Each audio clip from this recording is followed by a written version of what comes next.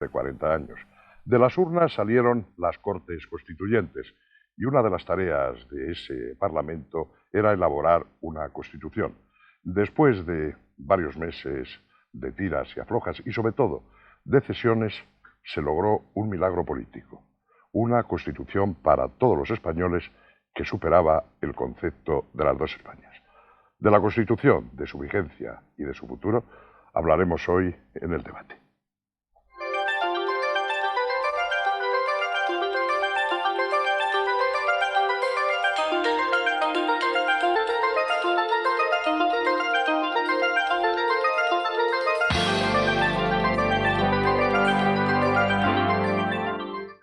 Muchos libros, centenares, quizá miles de artículos periodísticos y desde luego multitud de reportajes en la radio y en la televisión nos han contado cómo se hizo la Constitución, esa Constitución que fue aprobada por el pueblo español en referéndum un día 6 de diciembre de 1978. Por supuesto que no todo se ha contado, por supuesto que trataremos de descubrir algunos de esos secretos relativos que todavía aguarda esa elaboración, pero nos interesaba hablar mucho más de futuro, debatir el futuro de la Constitución en tiempos como los que corren, que no son precisamente de consenso. Una Constitución elaborada por consenso, donde todas las fuerzas políticas cedieron hasta donde podían ceder y sin embargo no ceder en lo fundamental. Ahí hicieron o dieron como consecuencia esa Constitución que ya no necesitamos decir viva la Constitución, ahora simplemente la Constitución forma parte del ambiente que respiramos. Les vamos a presentar a nuestros invitados de esta noche. Entre ellos hay tres ponentes de aquella ponencia ya mítica que elaboró la Constitución. Gabriel Cisneros fue uno de los tres ponentes de UCD en aquella ponencia. Es uno de los, iba a decir viejos, veteranos, Gabriel, déjalo en veteranos. En veteranos, uno de los veteranos de las primeras Cortes, de las Cortes Constituyentes. Sigue en la política, actualmente es diputado del Partido Popular y forma parte de su dirección. Gregorio Peces Barba fue el representante del PSOE en esa ponencia. En la segunda legislatura democrática fue presidente del Congreso de los Diputados y ahora, eso dice, ha abandonado la política. Es catedrático y rector de la Universidad Carlos III. El tercer ponente es Jordi Soletura. Estuvo en esa ponencia representando a los comunistas españoles. Por aquel entonces él formaba parte del PSUC, el Partido de los Comunistas Españoles. Actualmente milita en el PSC-PSOE y fue ministro de Cultura en uno de los gobiernos de Felipe González. Y junto a estos tres padres de la patria, tres padres de la Constitución, dos políticos en activo y uno que fue fundamental en la elaboración de la Constitución. Me refiero a don Fernando Abril Martorell, que fue vicepresidente con Adolfo Suárez, precisamente en el gobierno durante cuyo mandato se elaboró la Constitución. Se dice que fue un hombre fundamental en conseguir el consenso, pero de eso hablaremos después. Está con nosotros también Julio Anguita. Julio Anguita, ya por los años de la Constitución, era un profesor, pero ya hacía sus pinitos políticos porque se había presentado una lista. En la lista electoral del 79 usted iba por centristas de... Efectivamente, una coalición electoral con UCD de Cataluña, con Unión Democrática y con Centre Català. Bien, actualmente, ustedes ya lo saben, es portavoz de Convergencia y Unión en el Congreso de los Diputados. Y presentados los invitados, vamos a ver un pequeño reportaje que va a contextualizar en imágenes los primeros tiempos de la Constitución.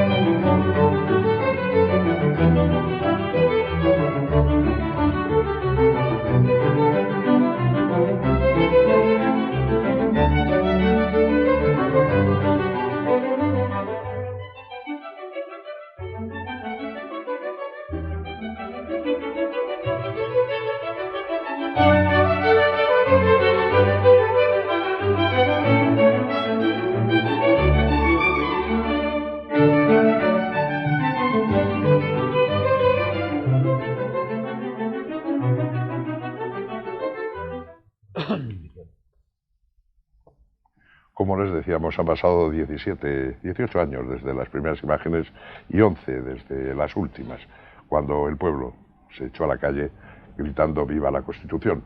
Ya nuestra Constitución está ahí, está vigente, aprobado en estos 17 años, que vale para ordenar la vida colectiva de los españoles. Y de eso vamos a hablar, más que de cómo se hizo, aunque, don Fernando Abril, usted que se prodiga poco en los medios de comunicación, ¿se ha contado todo de cómo se hizo la Constitución? ¿Cómo se elaboró el borrador? Yo creo que sí, se ha contado absolutamente. Se ha contado poco, se ha contado todo. Por lo menos yo no tengo sensación de tener ningún secreto cubierto. No sé si el señor Pecer Barba, que trabajó mucho más en la Constitución, porque ellos hicieron un trabajo fenomenal. Los 7 ponentes hicieron un trabajo que nunca ha sido suficientemente ponderado, ¿no? Primero, porque trabajaron con discreción. Segundo, porque se autonormaron estableciendo pues un portavoz que salía de una disciplina pues muy notable. Y luego el trabajo técnicamente, desde un punto de vista técnico-jurídico, pues es muy notable. La Constitución conserva, tiene una arquitectura, tiene un armazón, tiene una armonía, desde el punto de vista ya de la estética pura, muy notable. Y además tiene una lozanía, porque incluso con 18 años se sigue leyendo con agrado, no ha envejecido, sigue siendo lozana, ¿no? Entonces se hizo una obra muy notable, muy notable de arquitectura jurídica y de consenso fundamental. Naturalmente lo que no podían resolver los 7 ponentes pues son las diferencias políticas, pero quedaron perfectamente centradas, acotadas, aparcadas y señaladas pues para los debates y las transacciones intermedias que se hicieron, ¿no? Y yo creo que esa obra pues salió bien, pues de las cosas que nos han salido bien. Hay muchas que nos han salido bien, pero en fin, esta nos salió particularmente bien. Tenemos motivos para estar orgullosos y debemos estar orgullosos. Nosotros tenemos a veces en nuestro pueblo un exceso de criticismo, somos un poco hipercríticos y bueno, tendríamos que ser, para mi gusto, tendríamos que ser más capaces de valorar las cosas positivas, y esta es una de las cosas positivas, ¿no? Y yo creo que sí, que no hay secretos. Hubo discreción en la primera parte de la redacción del texto inicial, pero yo creo que no hay secretos. Todo se ha contado, todo se ha dicho, los sentimientos de las personas, todo. Yo creo que no creo que no hay ningún secreto, francamente. Bueno, pues entonces vamos a hablar de otras cuestiones, dejamos aparte los secretos, que alguno todavía quedará por desvelar de aquellas famosas reuniones en tal o cual despacho de Madrid entre Alfonso Guerra y usted, por ejemplo. No, el despacho era... Uno de los despachos era el del señor Pérez Barba, pero vamos, se acusa a la Constitución de ambigüedad.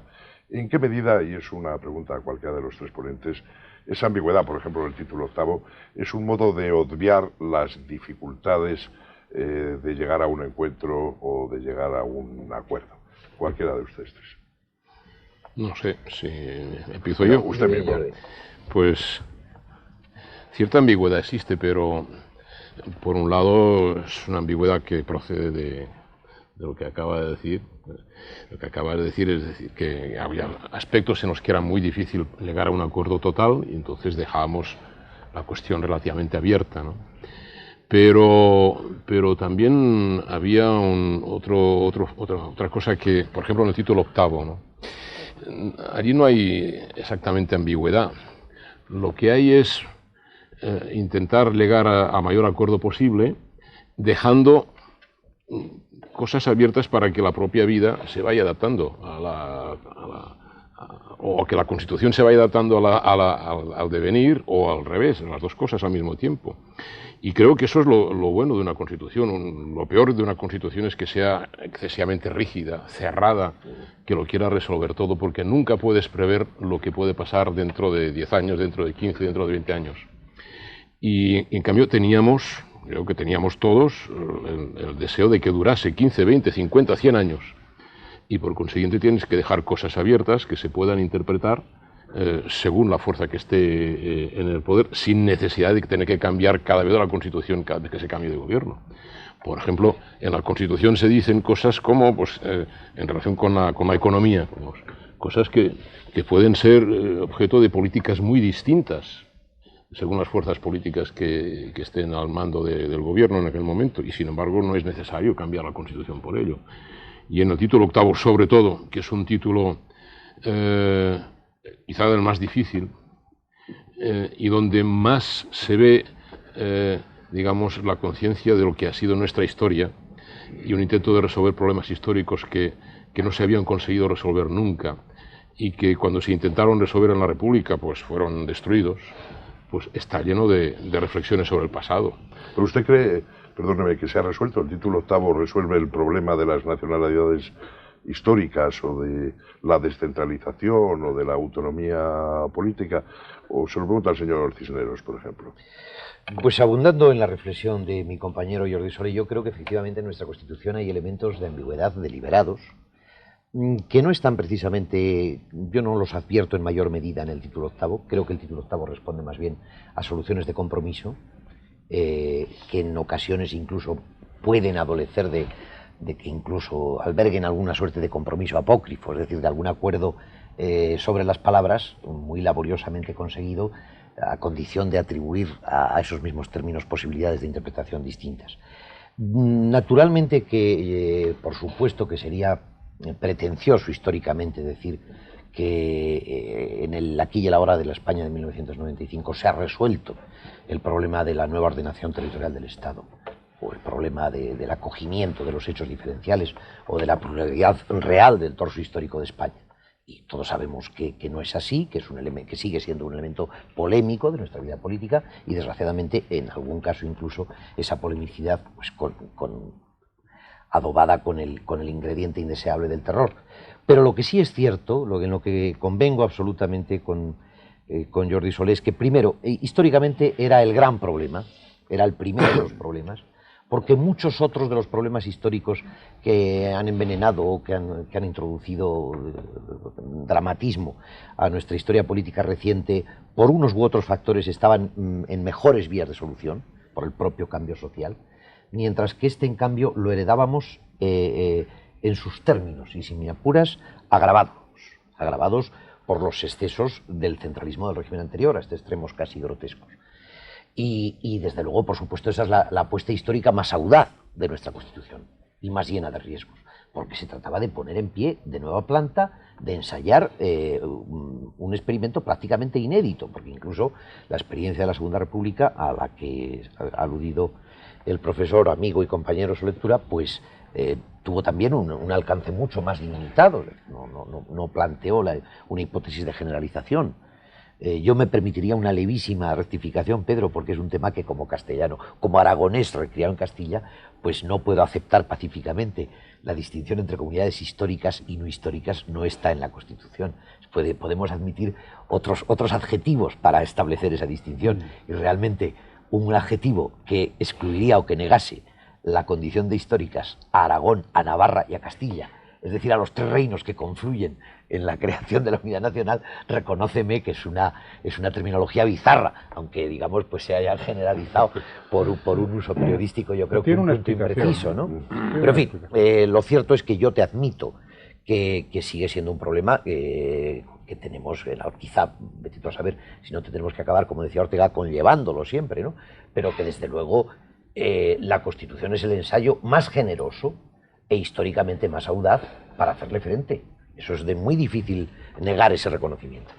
Sí, bueno, yo estoy totalmente de acuerdo también con lo que se ha dicho. Yo creo que el título octavo fue el único camino posible, y yo creo que sigue siendo el único camino posible en cuanto a su diseño para una convivencia pacífica en España, teniendo en cuenta el llamado hecho diferencial, o el hecho de que existen comunidades que no han asumido, con una diferencia cultural importante, que no han asumido plenamente la idea integral de España, lo que supone la construcción de eso, que otras comunidades históricas, y por eso decía yo que se puede entender la palabra comunidades históricas, pues que han perdido su peculiaridad, porque Aragón y Castilla evidentemente son pues históricamente pues incluso muy anteriores a las que hoy se llaman históricas, pero sin embargo se han entregado a lo largo de la historia a construir la idea de España y por lo siguiente pierden el carácter diferencial que mantienen sin embargo pues Cataluña o el País Vasco. Entonces ese intento del título octavo es el posible y no es oscuro en absoluto ni es ambiguo. Yo creo que quedan muy claras una serie de cosas. Primero, que se reconoce el derecho de las nacionalidades o naciones, que da lo mismo, en el sentido cultural y las regiones a la autonomía. Segundo, que eso no tiene nada que ver con la soberanía, que la soberanía reside en la única nación soberana que es la nación española y por lo siguiente que no se va al viejo principio de las nacionalidades de que una nación tiene derecho a ser un Estado independiente. Y tercero, y yo creo que muy importante, que al final hay una generalización en la autonomía y que todas las comunidades autónomas que surgen pueden llegar a tener el mismo techo, lo cual supone que el Estado español hoy es un Estado funcionalmente federal.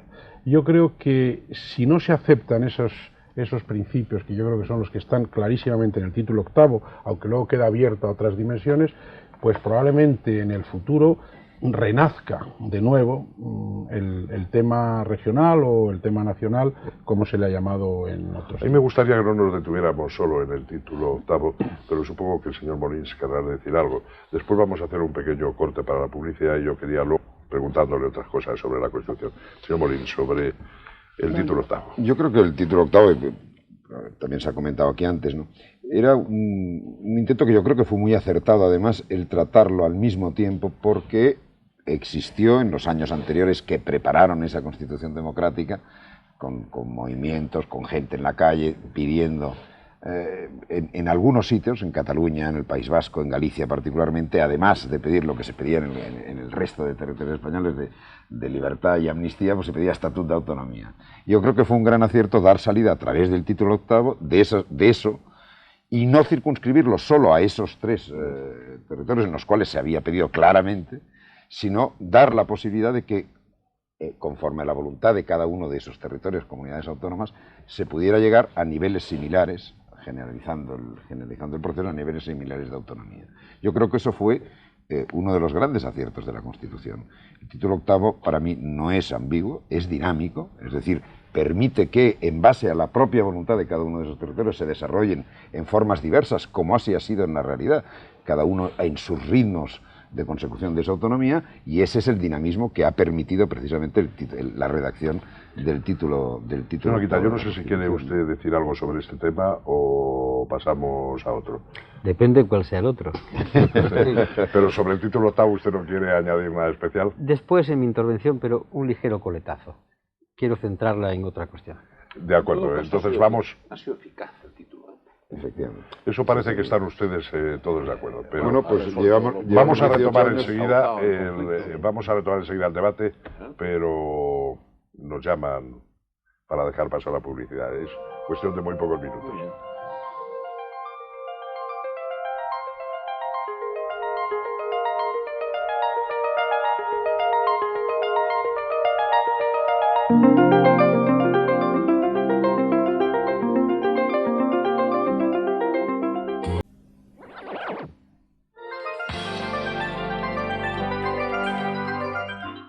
Reanudamos nuestro debate. Señora Quita, hemos dejado hablar a los padres de la Constitución y al señor Molins por lo de las autonomías, pero usted por aquel entonces estaba solo de profesor y ahora tiene usted también que interpretar la Constitución desde su escaño y desde su cargo político. ¿Cómo vio y cómo ve la Constitución? Tengo que reconocer entonces y hoy mi admiración por los llamados padres de la Constitución, los presentes y los ausentes, vistos entonces desde Córdoba. Mis ligeros conocimientos de historia me indicaban que se estaba intentando hacer algo muy importante. Conocida era lo que había ocurrido con las constituciones en España en todo ese siglo de guerra civil permanente, que es el siglo XIX, lo que ocurre en el XX, y era un intento de llegar a la transición política, culminarla, pero había que llegar también a una transición económica y social, es decir, modernizar a un país. Digo ya de entrada que modernizar un país para mí no consiste, en principio, que haya telefonía móvil, ni que haya ordenadores. Siempre he mantenido y mantengo que la modernidad es la centralidad humana, atender a los derechos humanos, todo lo que hace referencia a los derechos del individuo, a los derechos sociales. Ahora bien, aquí se ha planteado un tema que la Constitución está viva. Yo lo que digo es que es necesaria. Aquella Constitución, a mi modo de ver, en aquel momento hizo algo muy importante, legitimó al rey. Estamos en unos días en los que yo creo que el respeto que todos le debemos al jefe de Estado debe consistir a situar cada uno en su sitio. El rey se legitima con la Constitución. Una Constitución que dice que la soberanía reside en el pueblo español. Cuando el pueblo español vota, y preguntado aquí, con un 80 y tantos %, esa Constitución, don Juan Carlos I se legitima como rey de España porque venía de un proceso no democrático. Esto no es restarle méritos al jefe del Estado. Esto es situar en el centro un hecho muy importante, que en principio y mandando está la soberanía nacional, y el rey tiene su lugar en esa Constitución, con lo cual se legitima, y todos empezamos ya a andar sabiendo que andamos de legitimidades y del imperio de la ley. Pero hay otra cosa muy importante. Hace falta la transición hacia la modernidad. Entonces, hay un artículo primero que para mí es básico, el Estado social y democrático de derecho. Por ejemplo, el artículo 35 cuando reconoce para todos y todas el deber de trabajar y el derecho al trabajo. El 37 cuando reconoce la fuerza vinculante de los convenios colectivos. El 39 cuando reconoce la protección social, económica y jurídica a la familia. El 40 cuando obliga a los poderes públicos a realizar una política orientada hacia el pleno empleo. El 41 que obliga a un régimen público de seguridad social para todos y todas, con asistencia y prestaciones, y ahora viene comillas, especialmente en régimen de desempleo. El 45 que reconoce el derecho a disfrutar un medio ambiente adecuado. El 47 que todos tienen derecho a una vivienda digna. El 50 las prestaciones. Y después hay tres principios que yo colocaría con toda solemnidad, porque Jordi Solé Tura ha dicho una cosa muy importante, y además es la intervención que tiene el portavoz entonces del Grupo Comunista, que lo he leído estos días, el señor Carrillo, cuando habla en el artículo 128, si no me equivoco, o 129, cuando plantea, dice, toda la riqueza del país, sea cual fuere su titularidad, está supeditada al interés general. Eso es un principio que para mí, con eso ya se justifica la Constitución. Pero después dice, los trabajadores pueden acceder a la propiedad de medios de producción. Y después habla en dos artículos de la planificación democrática de la economía, no confundir con la planificación del Este, la planificación democrática, en el 38 y en el 131. Es decir, que es posible en el marco constitucional hacer otra política, porque no se mete, no hay posibilidad de hablar del tema del mercado, habla de la economía de mercado, no del mercado, que son dos cosas que convendría deslindar. Concluyendo esta primera parte, el problema de la Constitución no es que esté viva o esté muerta. El problema de la Constitución es que hay que empezar a aplicarla y a desarrollarla en estos aspectos, en los aspectos sociales, en los que configuran el Estado social y democrático de derecho. Por eso me he permitido el lujo de leer algunos artículos. Y en cuanto al título octavo, ha llovido mucho desde entonces. Es quizás el problema de más enjundia, aparte de la modernización del país, que para mí está en la parte que se dedica al Estado social y democrático de derecho, afrontar el problema que había llevado al país a muchas guerras civiles. Desde el reconocimiento de que hay tres nacionalidades históricas, yo en eso soy un poco de la escuela francesa, la decisión de los pueblos constituye, quiero ser, pero hay algo muy importante, inicia un proceso. La calidad de histórica, yo por ahí no me molesto, no es algo que se quede en una foto fija en el año 36 o en el 38, todos podemos ser históricos. La cuestión del pedigrí es si tengo más acumulación histórica o menos. La Constitución plantea un camino interesante, que en su momento, en el proceso que sea posible, conforme los pueblos vayan asumiendo su responsabilidad, lleguemos a la articulación de un Estado querido, asumido, voluntariamente querido, que llamamos España. Es el proceso de la construcción, un proceso que nunca ha existido en España, y podríamos entrar en un debate. ¿Qué ha ocurrido? Ha ocurrido que quizás hay interpretaciones en el sentido de si las nacionalidades son 3, son 4, son 5, pero la Constitución sitúa un problema, que yo resumo así. Hay que construir España, conscientemente, voluntariamente, asumida por todos sus pueblos, como algo necesario, en un proceso que no sabemos el periodo de tiempo que pueda tardar, pero que ese proceso lo liga a un Estado moderno, que toca los problemas que en ese momento se estaban viviendo. Es decir, cuando la Constitución que se aprueba en el 78, las constituciones que tocaban los problemas, pues basándose en la primera, en la de Weimar, y la de Weimar basándose incluso en la política de Bismarck, que es el primero que habla de políticas sociales, ¿no? En la francesa, la alemana, la italiana, plantea algo que hoy en día tendríamos que discutir. ¿Se está desarrollando el Estado social y democrático de derecho según estos parámetros? Yo creo que sería ese debate sin inquina, sin intentar echarse la Constitución a nadie en lo alto, el debate sereno y reflexivo que el país necesita, porque para mí la Constitución es lo más importante que se ha hecho en estos años. Plantea usted dos temas muy importantes y ha llegado ese temido momento para un moderador, que es pedirles a ustedes brevedad, porque es tarde, la audiencia se va a la cama, etcétera, etcétera. Entonces, después del señor Anguita, les voy a pedir a ustedes, y a él también en su próxima intervención, que sean breves. Pero ha planteado dos temas. Vamos a aparcar un poco el segundo, el del título octavo, y vamos a abordar por llamarlo de alguna manera, los derechos sociales en la Constitución. Realmente se decía entonces, señores padres de la Constitución, que España había dado al mundo una Constitución moderna, progresista y avanzada, sobre todo en derechos sociales. Después, sobre todo en los últimos tiempos, se oyen campanas de que estamos ante el fin del Estado social de derecho, que hay recortes en las prestaciones sociales por todas partes. ¿Significaría eso que no cabría dentro de nuestra Constitución, tal y como está, el fin del estado de bienestar?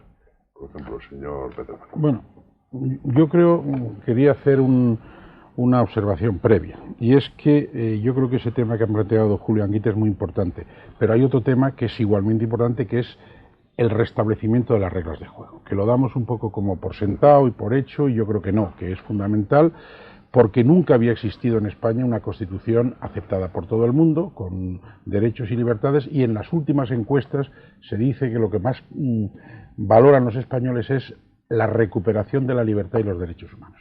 Ahí, evidentemente, también están los derechos sociales. Pero quería un poco dejar eso sentado.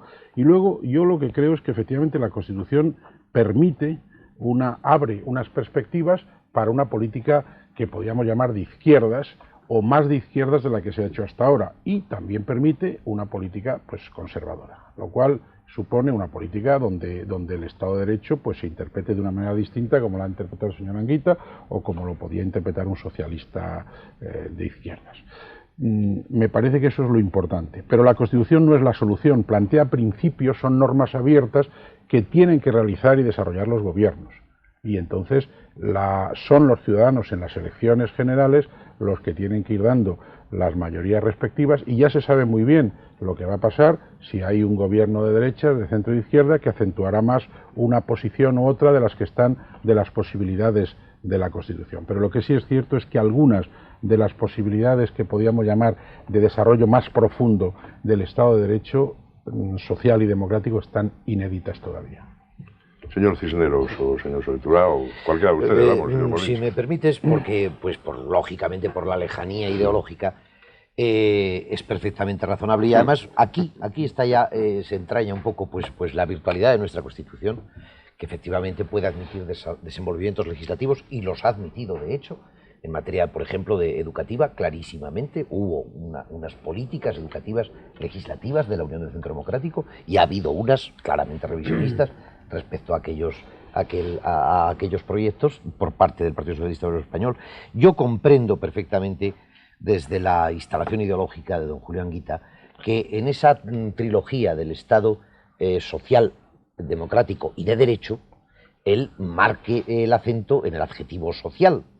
Y sin duda él permitirá que otros, desde una posición liberal conservadora, nos afinquemos en la defensa del Estado de Derecho, como prius, ¿no?, del Estado social, quiero decir, que pongamos el acento en ese reconocimiento o ese robustecimiento de los derechos fundamentales y de las libertades públicas. Porque los derechos sociales, los llamados los derechos sociales, que son derechos de los ciudadanos, que son derechos de los individuos, fundamentalmente lo que comportan son mandatos a los poderes públicos de desarrollar políticas activas para garantizar la salud, para promover el acceso a la vivienda, etcétera, etcétera, ¿no? Yo entiendo, veo que el maestro Pérez Barba pone algún gesto de discrepancia, pero ese es su acento, es decir, desgraciadamente nadie puede recurrir a un juez para pedir un puesto de trabajo, una vivienda o para recuperar la salud. Pero sí para el derecho a la educación, que es también un derecho social. Sí, pero ya lo hemos colocado en el sitio... Lo hemos colocado en su sitio propio, ¿no?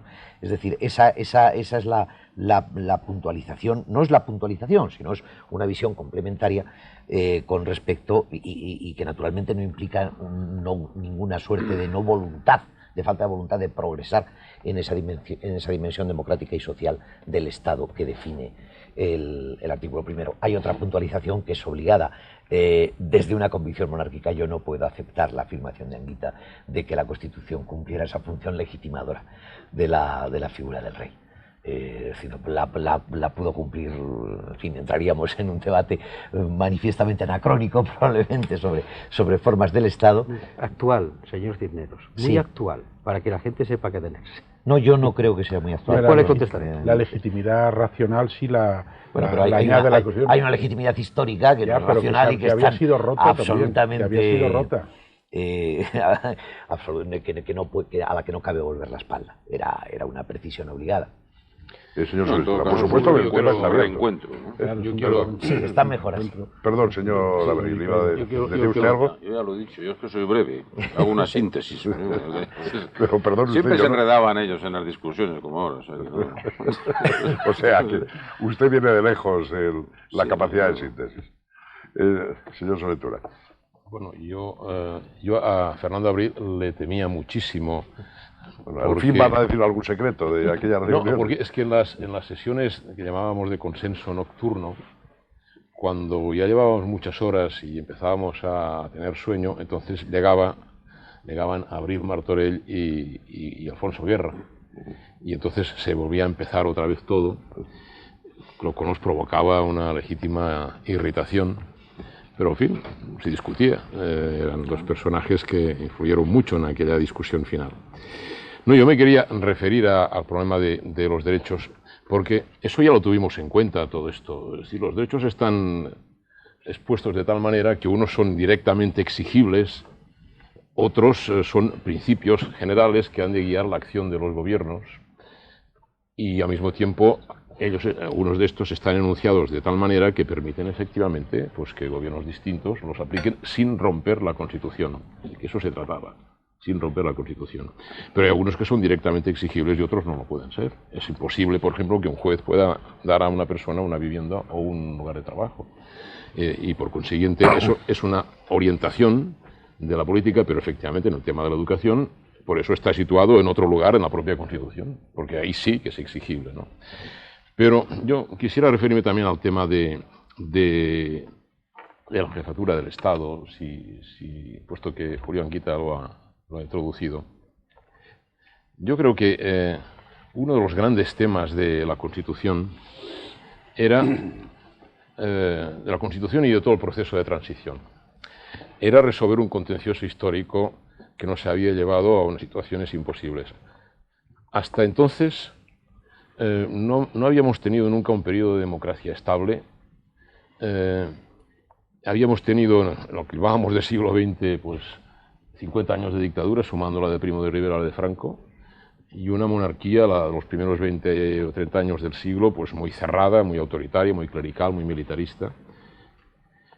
Y la izquierda, históricamente, solo había podido empezar a introducir reformas pasando previamente por la República, es decir, derribando la monarquía, enfrentando una República que luego era derrotada, destruida, y por consiguiente uno de los grandes problemas era saber si era posible llegar a un acuerdo entre la monarquía y la izquierda. Yo creo que ese fue el gran tema, uno de los grandes temas, la monarquía y la izquierda. ¿En qué sentido? En que la monarquía tenía que entender que la izquierda tenía que obtener sus reivindicaciones históricas, y si era posible obtenerlas bajo una monarquía o no, y nosotros necesitábamos también un factor que nos asegurase la estabilidad del cambio, puesto que salíamos de una dictadura, la propia monarquía salía de la legitimidad de esa dictadura, y heredábamos casi íntegros los aparatos del Estado anterior. Por consiguiente, teníamos que hacer un tránsito que nosotros no controlábamos del todo. Y yo creo que ese pacto se alcanzó. Ese pacto se alcanzó. Yo creo que la izquierda obtuvo, bajo esta monarquía actual, prácticamente todas sus reivindicaciones históricas. Y la monarquía obtuvo también una legitimidad que, si no hubiese tenido el acuerdo de la izquierda, no habría podido tener, y evidentemente entonces difícilmente habría podido aguantar. La Constitución en realidad legitima esa nueva monarquía, porque esa nueva monarquía es votada por la población cuando vota en referéndum, y porque se anulan las leyes anteriores, las del franquismo. Creo que eso es un aspecto muy importante, señalar eso. Voy a dar la palabra al señor Molins, que lleva un rato sin intervenir, luego usted, pero no me lo tome usted mal, pero usted otra vez después del corte publicitario. Yo creo que está surgiendo por aquí, yo creo que es una cosa a remarcar de la Constitución, que la Constitución es un punto de encuentro.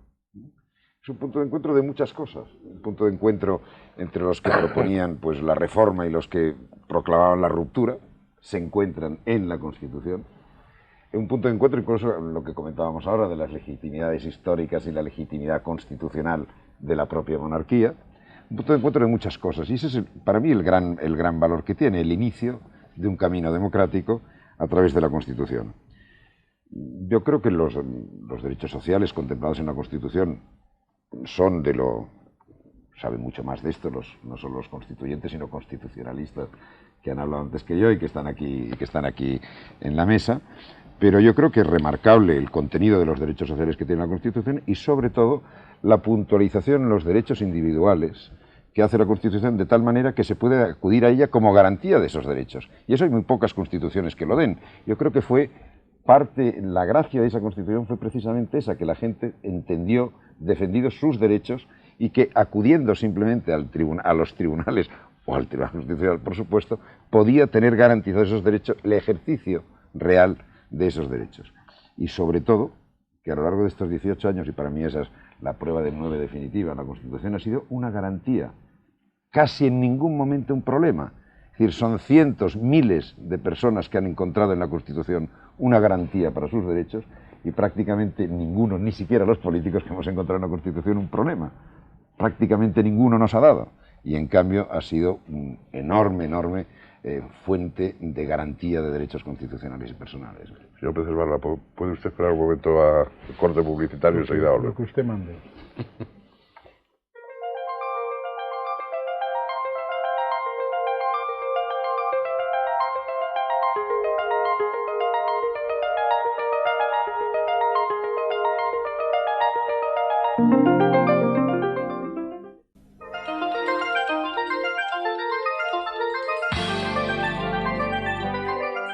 Continuamos, y usted se la quita, que no lo hago aposta, pero después del corte publicitario tenía usted el primero de todas las palabras pedidas. Adelante. Bien, yo lo había dejado a Peces Barba, si quiere un momento. Ustedes han llegado a un acuerdo previo, señor Peces Barba. Bueno, es una especie de espaldas de la mesa. Se lo agradezco. Bueno, yo, sobre el tema de la corona, pues me parece a mí que ahí hay un problema de distinción entre legitimidad y origen, que ahora no vamos a enzarzarnos. Yo creo que el tema de lo que ha planteado Molins del encuentro está bien. Yo creo que lo importante es la legitimidad digamos, racional, porque la histórica, cuando depende de la continuidad, y cuando la continuidad se rompe, pues es mucho más discutible. Pero bueno, en todo caso, se unen las dos legitimidades en la Constitución, pero luego hay una legitimidad de ejercicio, que yo creo que esa es muy importante, una distinción clásica en el derecho constitucional. Yo no soy constitucionalista, sino filósofo del derecho, para desgracia mía, y para mucho mejor ser constitucionalista que filósofo del derecho. Y la legitimidad de ejercicio yo creo que está clarísima. El rey se gana la corona en estos años, se gana pues lo que ya estaba en la ley, se la gana con los hechos. Y yo creo que está por hacer una teoría, yo creo que una teoría de la monarquía parlamentaria. Y yo estaría dispuesto incluso a decir que desde el punto de vista práctico, en un sistema parlamentario donde no hay una dualidad de legitimidades como en la República, en la que hay una legitimidad del presidente de la República y una legitimidad del Parlamento, elegidos ambos por sufragio universal, una corona como la española fortalece el sistema parlamentario, me parece. Pero bueno, eso es un tema ya más teórico para... Y luego quería también llamar la atención sobre el valor de los derechos y de los principios rectores en la Constitución, que yo creo que son muy importantes, que la gente es lo que más valora, lo decía antes Joaquín Molins también, y en tercer lugar, y para terminar, insistir en el reconocimiento externo a la Constitución. Es decir, yo tengo experiencias académicas de seminarios, de profesores que han valorado muy seriamente la Constitución española, que tiene sus fallos. Yo ya he hecho alguna crítica a los valores superiores diciendo que faltan algunos, que sobran otros, pero en fin, ese es un tema técnico. Pero luego después, políticamente, pues yo creo que muchos de los que estamos aquí presentes hemos estado en países del este o hemos estado en seminarios o en reuniones con políticos en Sudamérica, donde nuestra Constitución ha sido un ejemplo para Perú, para otros países, y lo está siendo ahora mismo para muchos países del este. Yo creo que esa es, aparte del valor interno que ha acabado un poco con las dos Españas de alguna manera, y ha acabado con el trágala de medio país frente al otro medio, pues está esta otra dimensión de que somos exportadores de Constitución por primera vez en nuestra historia. Menos mal que exportamos cosas como esta, por ejemplo. Ya exportamos la del 12. En algunos sitios se copiaron. Y la Vamos, del 12. yo no quiero hacer de esto un debate entre un monárquico y un republicano, que soy yo, porque hay una Constitución que contempla la figura del jefe del Estado como rey, y yo no tengo legitimidad, no asumo la legitimidad dinástica, yo asumo únicamente la legitimidad de la soberanía del pueblo español. El pueblo español votó una Constitución, en ella se dice que don Juan Carlos I es el rey, y bien, pues entonces para mí, con todo respeto, el jefe del Estado, pero porque el pueblo español lo votó, no por otra legitimidad. Ahora bien, sobre el Estado social y democrático de hecho, señor Cisneros, no es una cuestión de acento, de que nosotros pongamos más acento en los artículos sociales, es una cuestión de artículos reales y concretos como la vida misma, es decir, el 35, el 39, el 40, el 41, el 45, el 47, el 50, el 51, el 128, el 129, el 130 y el 131. No son acentos, son hermosos artículos de la Constitución que digo yo, que si toda la Constitución hay que acatarla, estos también hay que cumplirse, pero no por acento, por obligación constitucional. Hay que cumplirlo, exactamente como el primero, ni más ni menos. Claro, hay otro problema, que es el que yo he colocado aquí en lo alto de la mesa y sé que no vamos a tener tiempo para debatirlo. Después de 17 años de Constitución, evidenciamos que estos artículos están en algunos casos lejos de cumplirse. Bien, cambiamos la Constitución, cambiamos los objetivos, cambiamos la política o simplemente hacemos una reflexión cara a los próximos 15 años. Es que lo que se entiende por neoliberalismo económico entra en contradicción con la Constitución. A nivel teórico no, visto los resultados, quiero decir. Visto los resultados, cifras de paro, falta de equipamientos, el problema del empleo, todas esas cosas que están en nuestra Constitución, que dice que hay que atenderlas. Y yo sé que nadie se levanta por las mañanas queriendo fastidiar a los españoles, ¿sí? No es una cuestión de intencionalidad, de llamarles serviles como en todo el siglo XIX se insultaban unos a otros con categorías morales, un problema de racionalidad. Visto la situación de nuestro país, visto los criterios de convergencia en concreto, entran en contradicción con la Constitución, esto es un debate que tenemos que hacer, porque lo que no podemos hacer, yo sé que hoy no da tiempo, es cerrar los ojos y no asumir que estamos ante un problema importante. Yo soy de los que piensan que la Constitución sirve, vale, pero hay que desarrollarla. En ese punto no hay el menor desacuerdo, pero don Julio, a don Julio no se le oculta, después de esa larga lectura de preceptos constitucionales, que los artículos que ha citado están precedidos de otros que hablan del derecho a la vida, del derecho a la integridad física, del derecho a la dignidad personal, del derecho a la seguridad, de las libertades de creencia, de pensamiento, de expresión, etc. Y sabe también que en virtud de las dos secciones del capítulo segundo del título primero, la protección jurisdiccional de unos y otros no puede ser la misma, porque unos derechos solo obligan al Estado a abstenerse de determinadas conductas, a no violar, a no lesionar determinados derechos que forman parte del atributo de la autonomía personal, son atributos de la dignidad personal, mientras que los otros lo que obligan, y están desgraciadamente condicionados por realidades externas, por posibilidades económicas, etcétera, etcétera, que desgraciadamente no pueden pasar de ser sino líneas tendenciales o obligaciones hacia los poderes públicos. Eso respecto a los derechos sociales. Respecto a la legitimidad histórica, yo quiero hacer un mínimo excursus, ¿no? Es decir, yo no, al hablar de legitimidad histórica no me estaba remontando a los visigodos, compañeros de mesa, y a los oyentes. Es que si el 6 de diciembre es posible el referéndum constitucional, es porque antes, el 15 de junio del año anterior, han sido posibles unas elecciones generales libres y democráticas, que lo fueron en virtud de un proceso de reforma política. Es decir, hay un tránsito, y ese tránsito justamente está conducido, garantizado y es posible en virtud de la institución monárquica. Es decir, es una suerte de legitimidad histórica inmediata, por así decir. Obviamente, ¿cómo vamos a tener la misma perspectiva histórica de esos acontecimientos un hombre como Jordi Solé, con una experiencia terrible de exilio a las espaldas, o un hombre como yo, que proviene de la colaboración con el régimen anterior? Es decir, justamente la posibilidad de convenir en ese texto constitucional desde experiencias biográficas tan diversas es un elogio del texto constitucional y es un reconocimiento del papel que la corona representa en el es decir, en la reforma política. Es por una frase que ya he repetido, me habréis oído demasiadas veces, que es como que la corona es el puente que permite transitar pacíficamente a los españoles desde el autoritarismo hasta la libertad, hasta la ribera de la libertad, y en ese sentido sí que cabe hablar de una legitimidad histórica predemocrática, preconstitucional, e inmediata, pero inmediata en el tiempo al propio proceso constituyente. Don Fernando Abril, ¿le apetece a usted terciar esta pequeña polémica? Bueno, yo creo que eso indica pues la labor de conciliación que se ha hecho en la nosotros, España es plural, y claro, pues eso es una realidad.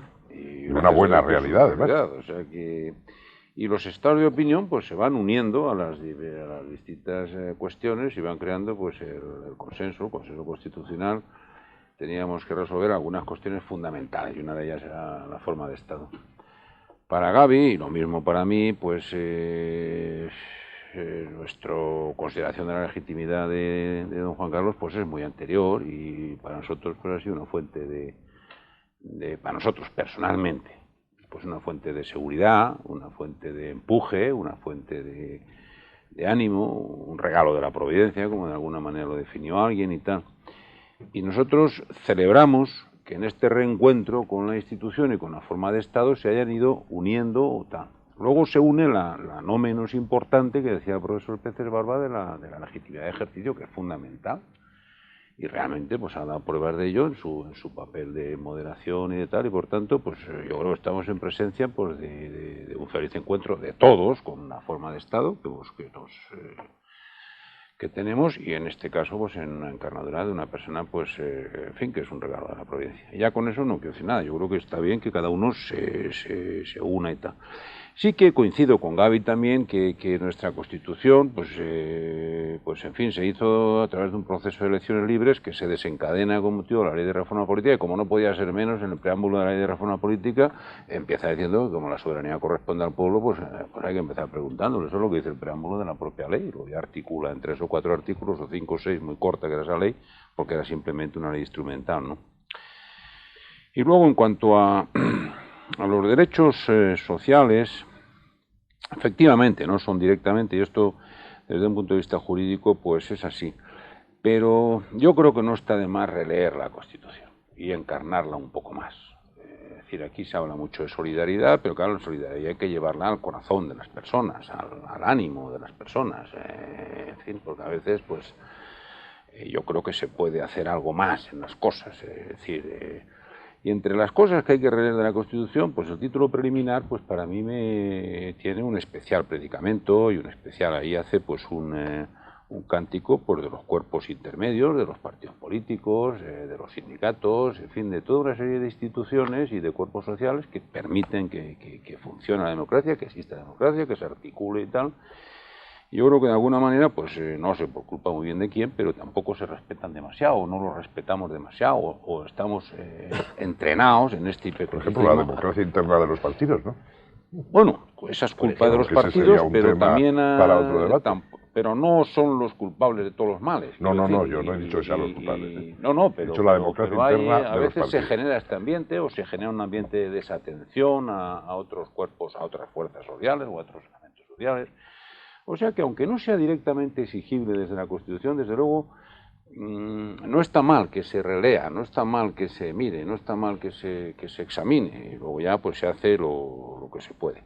Si se ha avanzado más o menos en el terreno social, hombre, yo creo que en estos 17 años se ha avanzado. Negarlo es un poco negar la evidencia. Es decir, si se analiza por cualquier renglón que se analice, pues la cuestión de pensiones falta mucho, desde luego, por resolver, pero en fin, evidentemente está mucho más resuelta, más cubierta, más amplia, tanto en la vertiente de las no contributivas como en la vertiente de las contributivas. Ya el gobierno que yo estuve, pues, en fin, ya hicimos un esfuerzo en la medida de que podíamos nosotros en aquel momento y por no hablar de otros, pero en fin, yo creo que eso ha mejorado, la cobertura de sanidad pues ha mejorado, la cobertura, en fin, ahí todos esos aspectos han mejorado. Yo creo que se podía haber hecho probablemente más, pero en fin, yo creo que sí que se ha avanzado, que se pudiera haber avanzado más. En todo caso, la inconformidad debe existir y yo creo que leer o releer la Constitución, pues en fin, no está mal, vamos, desde mi punto de vista, mi opinión, ¿no? Ahora la Constitución se lee en las escuelas, por suerte.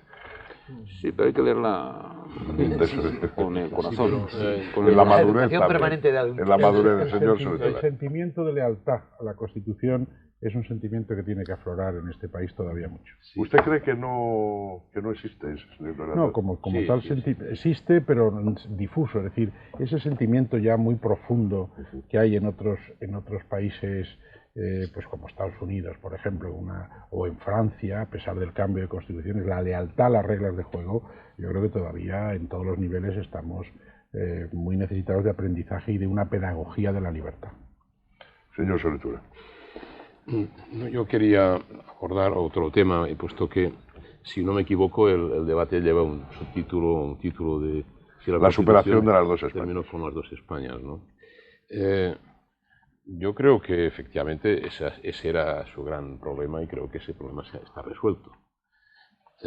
La Constitución está llena, toda ella, de reflexiones sobre nuestra historia y de intentos de solución a los grandes problemas. Y yo diría que era un ejercicio, por lo menos yo me lo planteé así y estoy convencido que mis compañeros también. ¿Qué tenemos que hacer para que en España la democracia pueda existir y pueda durar? Pueda enraizarse. ¿Por qué la democracia ha fracasado tanto en nuestra historia? ¿Por qué nunca hemos tenido periodos de democracia estables y duraderos? ¿Cuáles son las causas de eso? ¿Cuáles eran las causas?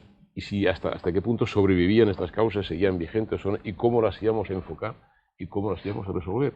Y esa la Constitución está llena de eso. El ejército, el problema del ejército, el problema de la Iglesia, el problema de los derechos, evidentemente, el problema de las autonomías y las nacionalidades. La educación. ¿Cómo? La educación. La educación, por ejemplo, el gran problema de la educación. Todo ello. Yo antes comentaba en una pausa con Joaquín Molins, por ejemplo, cuando se regula en el título octavo la forma en que se aprobarán los estatutos de autonomía. ¿Por qué se establece un mecanismo? ¿Por qué se detalla el mecanismo? Porque teníamos la experiencia de lo que había ocurrido con el Estatuto de Autonomía de Cataluña en la Segunda República. Y habíamos visto que allí se había utilizado un método de redactar primero el estatuto, someterlo al referéndum y luego llevarlo a las Cortes. Y las Cortes lo modifican, en consecuencia, invalidan el referéndum. ¿Por qué se hace al revés? en nuestra Constitución, porque teníamos en cuenta la experiencia del Estatuto de Cataluña y no queríamos que eso se repitiese.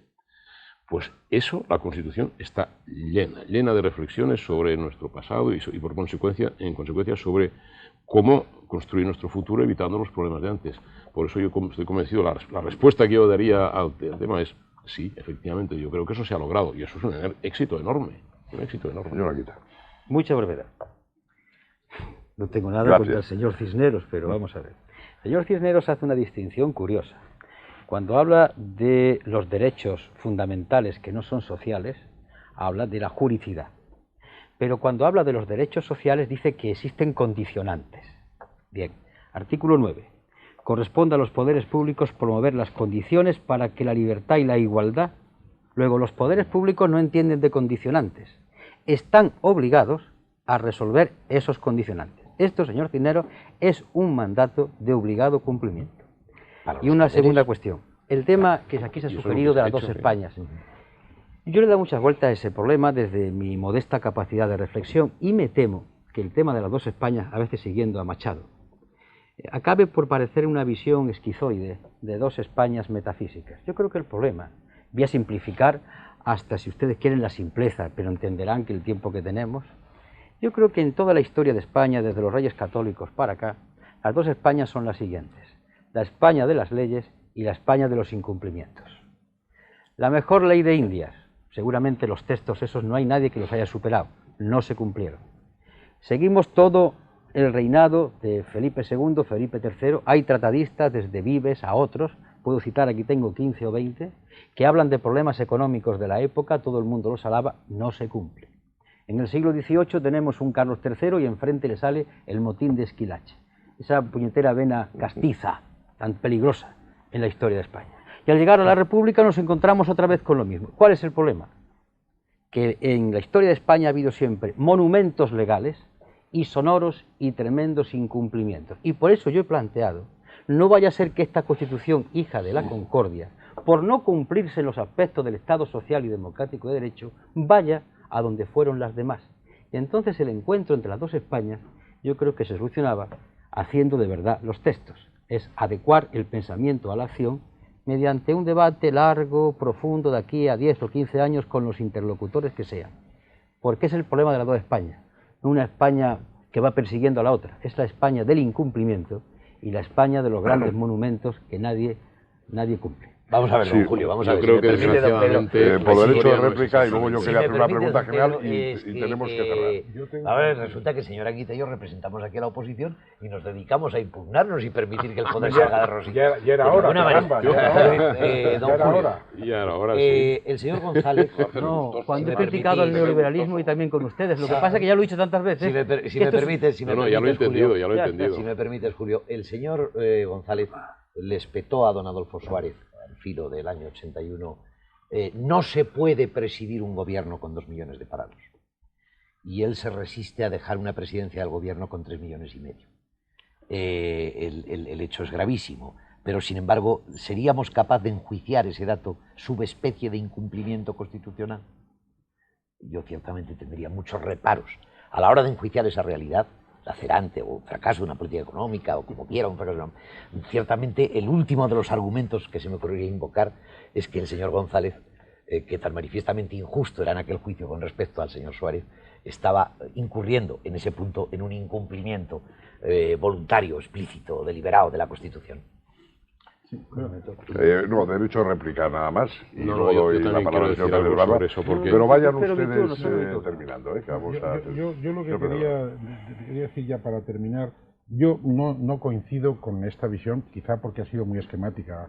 Julio Anguita lo ha dicho, a lo mejor si tenemos más tiempo, pues igual podemos coincidir. Pero no coincido con que sea un tema de incumplimientos y un tema de buenas estructuras sociales que impidían los cumplimientos, claro. Entonces ahí podíamos matizar más. Bueno, pero yo quería un poco salirme del tema porque me parece a mí que habría que hacer, que además sería especialmente interesante que se hiciera no que lo hiciera Fernando Luis, sino que lo haga yo, y es que realmente yo acepto que hay un periodo anterior a la Constitución que es súper importante. Es decir, que la ley de reforma política, que yo entonces no la voté en el referéndum porque estábamos en una Pero línea... rezabas porque salía... No, yo reconozco ahora que ha sido... Mi madre a lo mejor sí, no lo sé.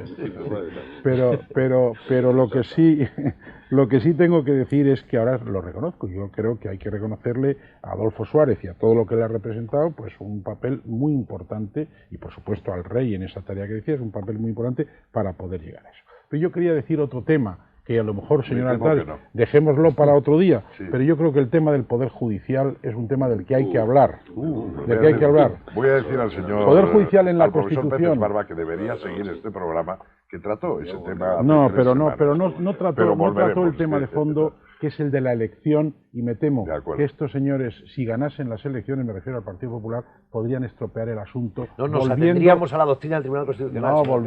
Volviendo, en absoluto. Que claramente en esta materia dicta una sentencia exhortativa. En absoluto. Y dice, no es bueno el procedimiento que ustedes... Se extralimita al Tribunal Constitucional. Es probablemente el mayor error que ha cometido Yo nunca creo que ha sido uno de sus mayores aciertos.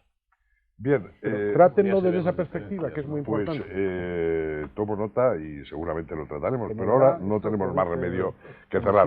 Y yo creo que estaremos todos de acuerdo que puede cerrar don Fernando Abril Martorell. Y yo voy a hacer una pregunta que seguramente don Julio Anguita estará de acuerdo con ella.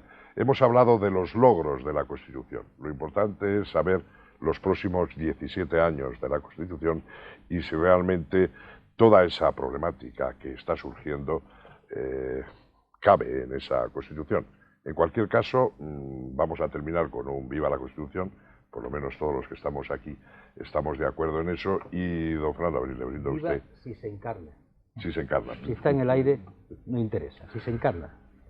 Bueno, ya se ha encarnado en parte, falta otra. Pero habíamos quedado, don Julio, que en algunas cosas se había encarnado. Don Fernando. No, yo creo que es un... Bueno, pues en verdad, como usted quiera. Ya lo hemos dicho todo, o sea que... No lo hemos dicho todo. Como se ha visto, nos han quedado muchísimas cosas por decir. Así que apenas rascas un poco se pueden discutir, claro. O sea que este es un programa de debate. No hagamos la Santa Constitución, hay que discutirla. Una obra colectiva y una obra pues, de consenso y una obra pues importante, ¿no? Yo creo que ha sido eficaz. En estos 17 o 18 años se han causado los conflictos, han encontrado su cabida y su encaje dentro de la Constitución. Y yo coincido un poco con el señor Anguita, es decir, hay que leerla y efectivamente esos principios inspiradores hay que tenerlos pues, más frescos para que nos inspiren un poco más, para que nos acucien un poco más y para que nos apremien, digamos, un poco más, ¿no?